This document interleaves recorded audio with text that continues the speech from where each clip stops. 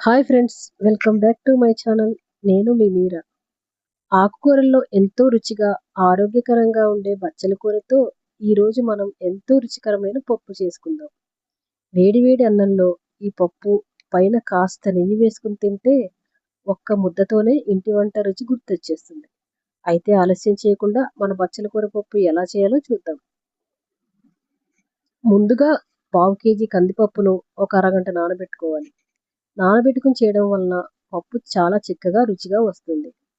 ఇప్పుడు కుక్కర్లో తగినంత నీటిని పోసుకుని కొద్దిగా పసుపు వేసి నానబెట్టి పక్కన పెట్టుకున్న కందిపప్పును కూడా వేసుకుని ఒక 2 టమాటాలు చిన్న ముక్కలుగా కట్ చేసుకుని వేసుకోవాలి. సన్నగా తరిగిన పచ్చిమిర్చి ఒక 2, పొడవుగా కట్ చేసుకున్న ఒక ఉల్లిపాయ ముక్కలు వేసి ముందుగా క్లీన్ చేసి పెట్టుకున్న ఒక 3 కట్టల బచ్చల కూరని వేసి ఒక చిన్న చింతపండు ముక్క కూడా వేసుకొని కుక్కర్లో మూత పెట్టుకుని ఒక 3 విజిల్స్ వచ్చేంత వరకు ఉడికించుకోవాలి. 3 విజిల్స్ వచ్చిన తర్వాత ఆఫ్ చేసుకోవాలి. ఆవిరి బయటికి పోయిన తర్వాత తీసి చూస్తే చాలా చిక్కగా ఉడికింది. ఇప్పుడు పప్పు మరీ చిక్కగా ఉంటే కొద్దిగా వేడి నీటిని ఇందులో కలుపుకోవాలి. ఆకుకూరల పప్పులు ఏవైనా కొంచెం చిక్కగా ఉంటేనే బాగుంటుంది. పప్పుకు తగినంత ఉప్పు వేసి ఇంకొంచెం సేపు మరిగించాలి.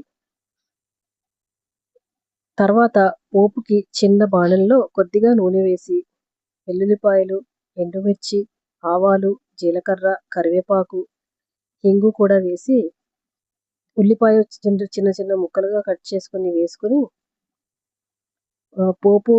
పోపంతా అయ్యాక ఈ పప్పులో కలుపుకోవాలి.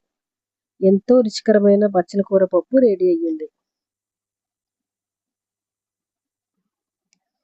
బచ్చల కూర రుచిగా ఉండడమే కాకుండా iron, calcium, vitamin A, vitamin C, fibre వంటి పోషకాలు కలిగి ఉంటుంది. అందుకే మన రోజువారీ ఆహారంలో ఆకుకూరలను చేర్చుకోవడం మంచిది.